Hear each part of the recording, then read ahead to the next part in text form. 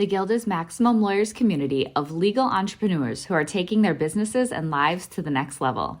As a Guild member, you'll build relationships, be held accountable, and learn strategies specifically designed to get you unstuck and accelerate your plan for growth. Members are also granted exclusive access to masterminds hosted around the country. Our next event is coming up, and we're heading to Scottsdale, Arizona.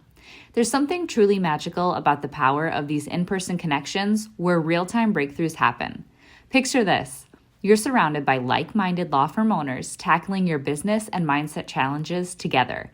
The energy is electric, the insights are transformative, and the results are game-changing. Investing in yourself is the best decision you'll ever make. The knowledge, strategies, and breakthroughs you'll gain are priceless assets that will supercharge your practice and propel you forward. Join the Guild and secure your ticket to Scottsdale at the best possible price by visiting maxlawevents.com.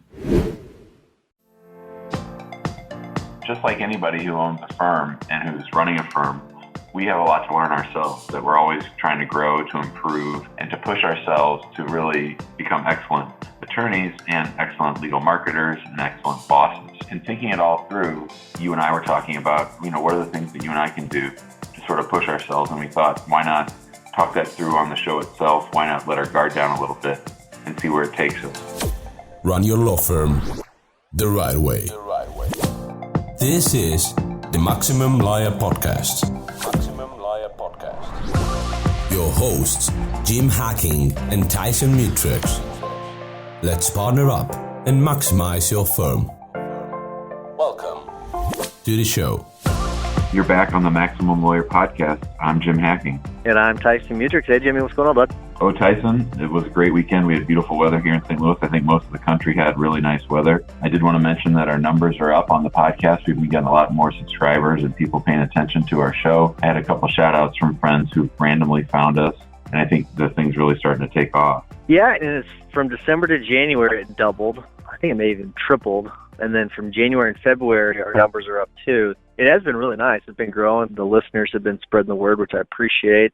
Facebook group has done a lot. I think Twitter has done. I don't think you share the podcast on Twitter, but I do, and so I think that helps quite a bit. But yeah, and it's weird because there's people actually searching through iTunes and through Google Play and I think Stitcher or whatever it is. They are finding us through there too, and they're looking for attorney podcasts. So it's going really well. Hopefully people are getting something from this. I think today's going to be a pretty good podcast where we're going to sort of open up ourselves to people to sort of expose our innards, to kind of dive deep. But so I'm kind of excited about that. But yeah, things are definitely growing. I love it. So the thing that we were talking about before we started recording was sort of examining, the podcast is about 6 months old, and sort of looking at what we've been doing. And we certainly like having our guests on, and we also like to give out advice like we're these gurus. But just like anybody who owns a firm and who's running a firm, we have a lot to learn ourselves, that we're always trying to grow, to improve, and to push ourselves to really become excellent attorneys and excellent legal marketers and excellent bosses. So just on my end, this week, we're getting ready to hire a part-time attorney and a part-time marketing person. So we're really getting lots of calls and contacts. And the fact of the matter is that for the last 3 weeks or so, a lot of those contacts, if we don't contact them right away, have been falling through the cracks. And I was struck by our conversation on the show a couple of weeks ago with Seth Price about, you need to have that immediate response when people raise their hand and say that they're interested. And so we've got someone coming in 4 hours a day to sort of help Marwan and I to really follow up and to push our before unit. But in thinking it all through, you and I were talking about, what are the things that you and I can do to sort of push ourselves? And we thought, why not talk that through on the show itself? Why not let our guard down a little bit and see where it takes us? Yeah, and the big thing is that you use Infusionsoft a lot for the before unit, what Dean Jackson and Joe Polish would call the before unit. So before, during, and after unit. Before unit being the marketing unit, the during unit being really the practice of law, automating your practice, and then the after unit, the follow-up, either the follow-up with the services you provided and then just the follow-up, just keeping in front of them, which there's a lot of overlap between the before unit and the after unit, but they are different. So what the idea was is that you sort of challenge me on improving my before unit, and then I challenge you on really improving your during unit, because I don't use Infusionsoft for a lot of my before unit. You don't use Infusionsoft for a lot of your during unit. So as we push each other, hold each other accountable, we will improve as well. So I think that's the idea.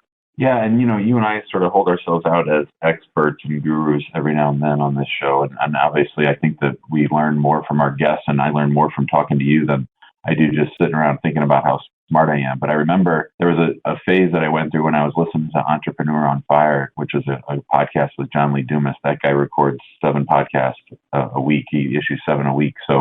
But he drove me crazy because he said, an expert is just someone who knows a little bit more than you do. That's an expert. And if you look in the federal court rules, that's how they define an expert, someone who knows more than regular people in the jury. And I was like, that's not what an expert is. That's not even what it is in federal court. So you don't know what you're talking about, dude. But, so one thing that you and I have kicked around and sort of where we're headed on today's show is that we've talked about bringing on a brand new attorney and sort of helping him, teaching him or her through all the kinds of things that we talk about: marketing, client retention, referrals, follow-up, all that stuff, good systems.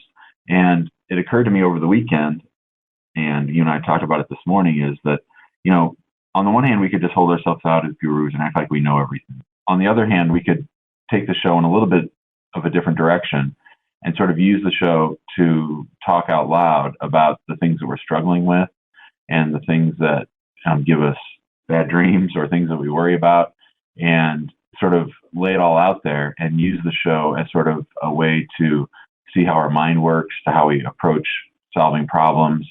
And I think that we'll probably get feedback from the listeners and in the Facebook group of things that we don't even think of. So I think that we go for small wins, we talk them through, we mention the things that we're struggling with, and then you and I sort of push each other to do better in whatever it is that we feel like we're struggling with. Well, you just gave me the first thing we're going to talk about, because I know I'm going to really challenge you on this. My guess is that you have zero onboarding process for this new attorney. Yeah, so the new attorney, this is interesting. So right now at our firm, we have 3 attorneys, and we're going to bring in a part-time attorney. And she has an active Missouri law license, but she hasn't practiced ever. As soon as she got her license, she started having kids, and she's been a stay-at-home mom working at home. And so she wants to sort of get back into the workforce. And so in a lot of ways, we're starting her out sort of the way we start out our legal interns. It's not like we're going to throw her in and have her handling cases. But yeah, it's funny that you mentioned that, because I don't have a very good onboarding system, especially for attorneys. And over the weekend, Amani and I were driving out to dinner with my parents, and she turned to me and said, that new person starting on Wednesday, right? I said, yeah. And she said, what do you have set up for them to do? And I was like, wait a minute, I've got to do that? That's my job. So I was sort of stressed out about it, but I've been working all morning on sort of what we're going to do to bring her and the marketing person up to speed. And so, we're going to go for small wins. We're going to get her involved in one particular type of case. We're going to teach her citizenship first, because that's sort of the most straightforward. And at first, she's going to be like a law intern doing research for us, maybe helping us with forms a little bit. But as of now, on Monday morning, we're recording this, and she's starting on Wednesday. We don't have much formal intake or onboarding for her. Okay, so there's a lot of things going on with this that I've got issues with. But one is the indoctrination part of it. You're just kind of just throw her in, it sounds like, which is a bad idea. But you still have time. Something that I've done with Infusionsoft, and this is something that you could easily do, and it's not that difficult to do. And you can always have Kelsey help you if you need to, or I can help you. Is you need to create videos using either QuickTime or whatever. You have a desktop version that you can record your desktop. I can't remember what do you use, Jing or something like that? Exactly. Okay, use Jing. You can also use Hi-Fi, Hyfy, which actually will take a screenshot of the tab that you're in, not screenshot, but screen video of the tab that you're in, and you just need to break down. I think you've broken down every stage of your immigration process for each of the things you do, and I would start with the things that she's going to start with, and whether those are, I don't know what kind of visas you have multiple names for different things. So whatever, pick one of the visas that you handle, start with that, and then break it down to stages, and then go stage by stage on how you all do things. And I know that you were talking about this method that you use with the intake and all that. You could even start with that, even though it's probably going to change, at least for now. Start with doing a screenshot of what that actual document is and how you fill it out, and go from point A to point Z on every stage of your case process.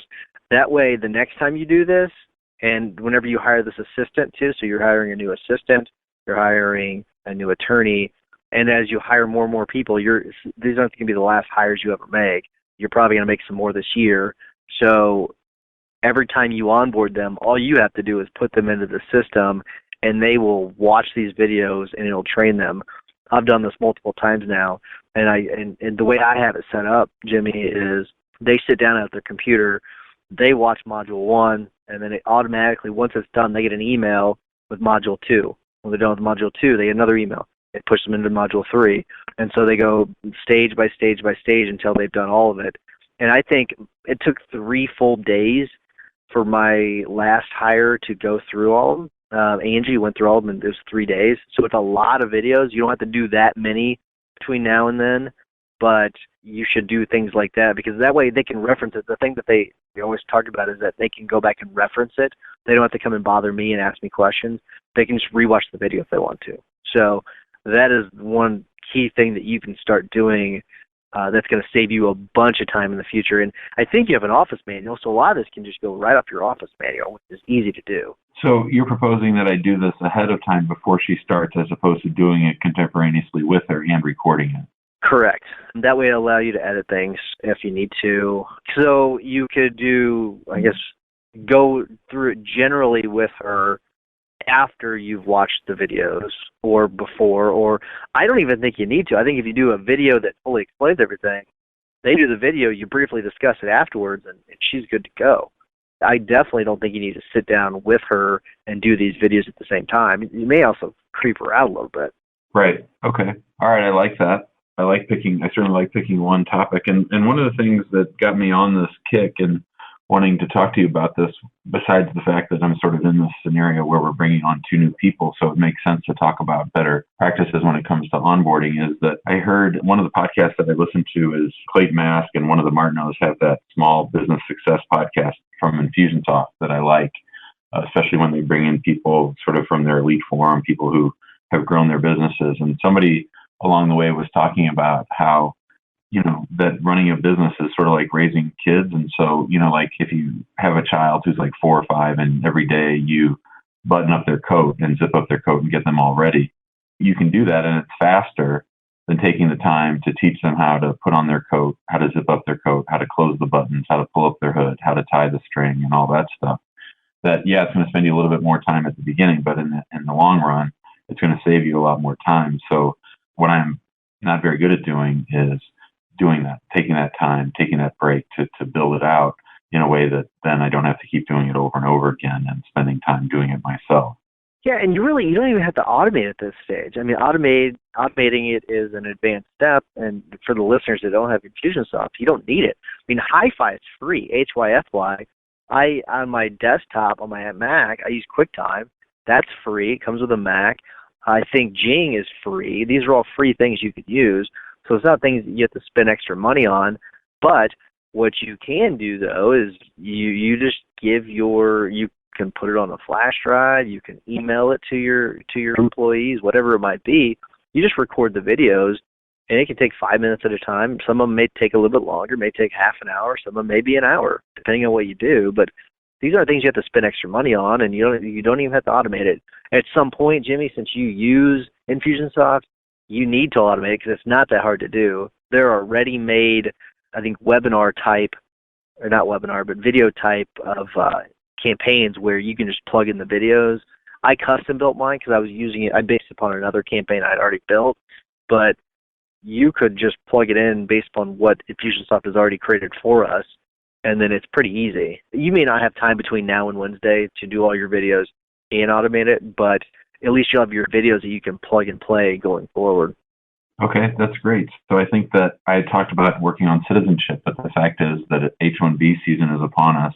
I have prepared a lot of training stuff for H-1B, so I can use some of that, but I can also, these are employment visas, I can also work on getting her up to speed on H-1B so that would be a good limited focus that she can work on. It's not going to involve her going to court or to immigration or anything. So it'd be a good entryway for her into the practice of the firm. And the fact is no one else here other than me really knows how to do it. So that would be something that I would be directly freeing up myself I did this last H-1B season where I just did everything myself. But if there's one type of immigration case that can be automated and sort of outsourced or, given to other people in the office, that's the one that lends itself to it the most because it's the same thing every time.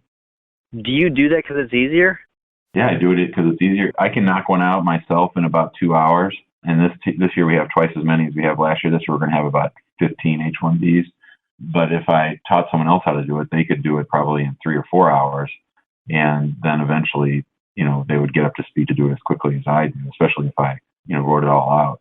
No, I guess what I mean is, do you do that because it's easy? That means that you're avoiding doing more difficult tasks. Is that why you do it? No, I don't think that's it. I mean, it does keep me from doing big picture stuff that only I can do. I don't think it's like a character defect or something wrong where I'm avoiding doing harder work. I just think it's something where I just tell myself that it's easier if I do it myself, and I'm sure that I'll do it correctly more than any kind of nefarious thing where I'm trying to avoid doing other stuff. But maybe you're right. Well, I just didn't know if it was maybe an issue where you didn't want to eat the frog kind of thing. So I was maybe diving deep on that. But if not, eating the frog, Tyson, I think would be me actually doing the work to make it so that I don't have to do the work. You know what I'm saying? I think that's what we're talking about. Is that that's exactly right? Yeah.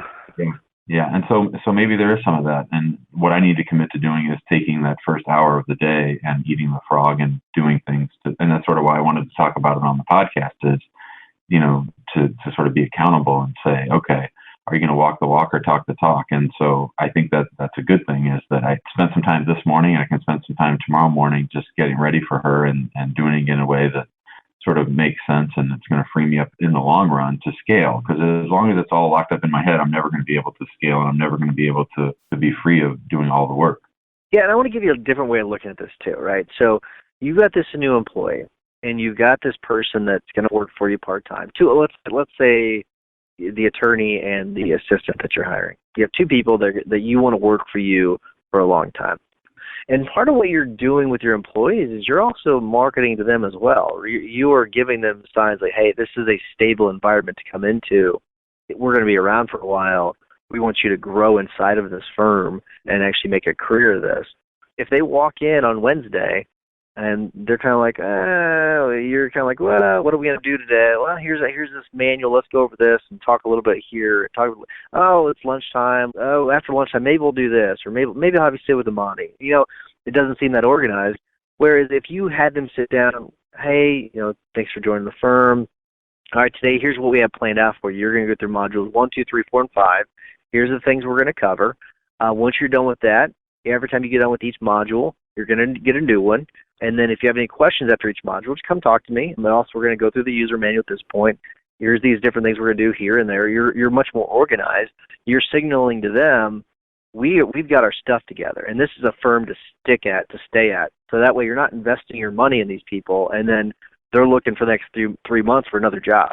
So just maybe another way to look at it. You're not just, this isn't all about you. This is also a lot about them as well, and you want to keep them around once you've invested that money in them. I think that's a great way of thinking about it. What's something that you're struggling with? Okay, so here's something I'm struggling with. We can get into some other stuff too, but something I've been wanting to do for a really long time is a newsletter, and you do a very, very good job at it. My worry is taking the time, maybe it's eating the frog too, is taking the time to actually sit down and do that newsletter and who to send it to and why do you send it to different people, and do you segment it, do you create multiple newsletters? So what are some things that you do with your newsletter that makes it a little easier to do? Yeah, maybe there isn't a easy way of doing it. This is so much more comfortable talking about things that I'm good at, not things that I struggle. And I enjoy talking about things that you struggle with more than things that I struggle with. All right. So the newsletter, I think our friend Gary sends one out to attorneys and one to clients or potential clients. And I understand why he does that, and he sort of alternates back and forth. I don't know that you necessarily do that. I think that the great power of the newsletter is that, I've had many people come back to see me a year and a half after the newsletter they first got on our list. So I think one is just sort of that long-term connection. I think that your passion comes through in the week to week, and it just sort of solidifies it if they're actively reading it. I think that's just there's no substitute other than, I think, a podcast to really get your voice and your connection to people on a regular basis. One tip I think, for the newsletter that's really helped me is to write a little bit each day.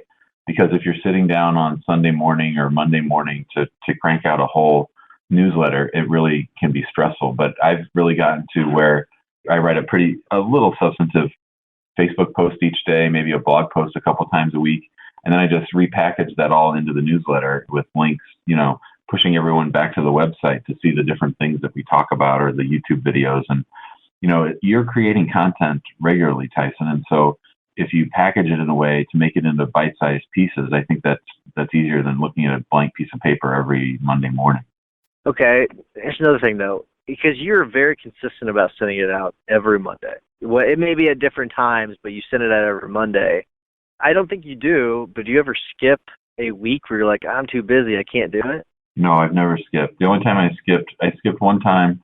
I think it was Christmas or New Year's. It was just that week between Christmas and New Year's this year. But other than that, it's every Monday.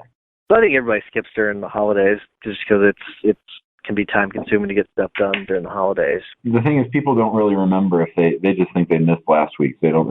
Every now and then I'll get an email from someone, hey, where's this week's email? But, because it ended up in their spam folder or something. But I think that there's lots of ways to talk yourself out of doing it.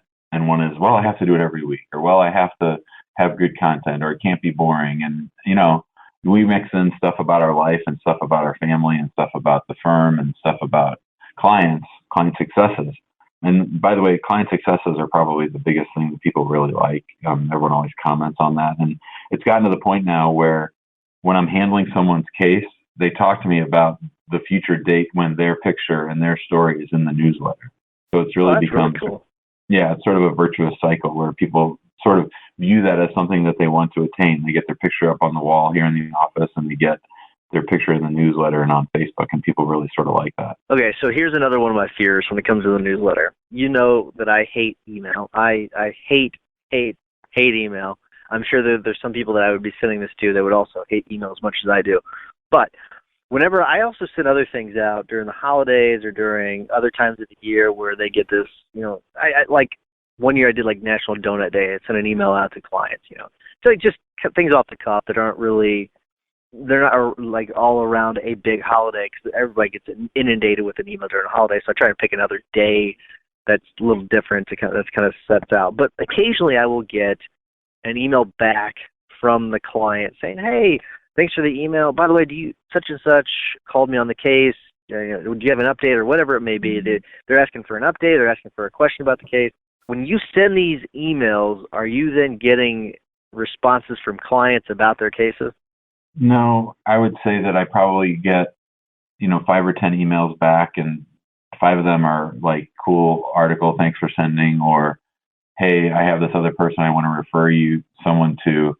I don't think I get very many, oh, I'm really pissed at your law firm. Why are you sending me this? Or why are you working on this email hacking instead of working on my case? I haven't gotten any of those emails, but I think you can tie yourself up in lots of knots in ways to try to avoid doing it, Tyson. But I think if you just push yourself to do it and sort of turn off all that noise as to why you shouldn't do it, you'll be a lot happier. I'm not necessarily worried about the ones that are pissed. It's just the generating more work because I've sent them an email. But it sounds like you don't have that, big of an issue with it, and it sounds like you're getting referrals from it, so that's good. If you have a client that's mad at you that wants to express something about what's going on in their case, then that's probably a good thing that you're hearing it directly from them as opposed to filtered through your team. That's a very good point. That's actually something that it's funny you said that, because we're starting a new system of getting surveys early on in the case and then throughout the case, because we want to know early on, too, if the client's mad, if they're happy. Because sometimes you just don't know. Sometimes you think that you're doing all the right things and the client's happy, and sometimes you think you're doing all the wrong things and the client's unhappy, but it's not true either way. So, but you're right. You definitely want that feedback, so that's good. You're helping relieve some of my stress about sending this newsletter. Now, inside the newsletter, do you have calls to action? Just clicks to our Facebook group. I usually have an invitation to join our Facebook group, Immigrant Home. That group has grown from like 20 people that when I first started it. We're now up to like 360 people. And now it's sort of interesting. I'd say clients and other friends are posting regular content to that Facebook group every day. Yesterday there were 5 people that posted, and I was only one of them. So it's sort of interesting now that it's sort of what I wanted to happen, is that they're all having their own discussions in the group about immigration, and I'm just sort of there to sort of chime in when necessary. It's not like no one's talking about cases; they're just talking about immigration so much in the news right now that as things occur, they're all sort of chattering about it. That's really cool. I like that. Can we do another me question? We can. We got to hustle. We're getting towards the end. But absolutely, let's do it. Okay, so I've been putting together a book for 2 years now, and it is taking me forever. Come on, dude. I know. Do you have a way of helping me get this book done fast? I mean, I have all the bones there, and I have a lot of it. That I've dictated, and it's in a Word document. I still need to get it edited, and I still need a few sections I need to get done. Do you have a way of streamlining this process for me? Yes, I do. Do you have those questions written out of what the other topics are you want to talk about? Oh yeah, I've got a whole outline. Yeah. Of the things that are missing? Yeah, I do. All right, so here's what's going to happen. You email me those questions. We'll set some time later on this week. You'll give me those questions, and we'll record, and I'll ask you all those questions, and then we'll send them off to be transcribed, and then you'll be done. Sweet. Gino, he'll transcribe them for me, and I'll be done. Okay, cool. That was the easy one. I mean, that's what we do for the 90-minute book. I've got my second book with Dean Jackson's company, the 90-minute book, and they just interviewed me, and it couldn't be any easier. So if you are like me in that you don't like to let go of that final product sometimes, so I think this will be good. Sweet. All right, do your hack of the week. My hack of the week is to get a trainer. I got a trainer. We were talking a little bit before we got on the call. My wife and I have a kick-ass trainer out in De Pere at the lodge, and I've been working with her sort of nonstop. At first 4 days a week, and now 2 days a week. And so since the middle of December, I've exercised just about every day. I've had 1 or 2 days that I missed. But other than that, I'm lifting weights, doing cardio on the days that I don't lift weights, and dropping some pounds, gaining some muscle. I've never been a weight guy in my whole life. When I was in high school, I looked around at everybody lifting weights. I was like, this is not for me. So it's been quite an adjustment. But having a trainer and having someone to hold you accountable is fantastic in the exercise context. And I really think, Tyson, I can see with our firm growing as much as it is that I'm going to need a coach myself. So I think over the next couple of months, I'm going to explore different coaching options because I need someone on the business end to hold me accountable too. I think you and I can do that for each other for now, but I think that to really take this thing to another level, I'm thinking about joining Strategic Coach or something like that. Very cool. Getting a coach has been something I've been considering for a while. I know a lot of people do. Someone who's going to be coming on the show, Brian McCrae, he's a coach, and I just did a webinar for him last Monday, and he's someone who I'm sort of talking to more and more about getting a coach and talking about the benefits of having a coach, and he's legit, so I can't wait to have him on. But if you talk to the most successful people in the world, 99% of them have coaches. There's a lot of things that they all do that are consistent, but having a coach is one of the big ones. So a lot of them were at $100,000 jobs or had businesses making hundreds of dollars, and then now they're making billions of dollars because a lot of the credit goes to that coach. So I think a coach definitely is important. So my tip of the week is give gratitude, daily gratitude, preferably in the morning and then again at the evening too, but definitely in the morning. It's something that I've always sort of done at some level, but not daily. And so it was not very consistent, but something I've been doing each day, even on the weekends, is starting in the morning and writing down 3 things I'm grateful for. And it changes the way you think the rest of the day. It really does put you in a different mood. It's not like that's not like I start the day in a bad mood, but it just has shifted just my mindset quite a bit. And it puts you just in a different mindset. It makes you a lot more positive. Your vision, I would say, is a lot more focused when you start your day with gratitude. And so I recommend writing down 3 things that you're thankful for and going from there. And it really is a positive spin on your day. I think that's a great advice. I'm grateful for your friendship, grateful for our podcast. I think this was a great episode, and I'm excited about these conversations. I really do get a lot out of when we have our own sessions, just you and I. For sure, and same here. I appreciate your friendship as well. I don't want to get too mushy on the show. I don't want to push people away, but we do have some pretty awesome guests coming up. The founder of Ruby Receptionist, she's coming on soon. You've got a guy coming on that a friend of yours. What's his name? The estate planning attorney. David Freeze. David Freeze is coming on. So, yeah, we've got some really good guests coming on, and I'm pretty excited about it. So the show's taken off. It's doing really well. And so I can't wait to have these guests on, so I'm looking forward to it. All right, bud. Have a good week. All right, you too, man. I'll see you. Thanks for listening to the Maximum Lawyer Podcast. To stay in contact with your hosts and to access more content, go to MaximumLawyer.com. Have a great week and catch you next time.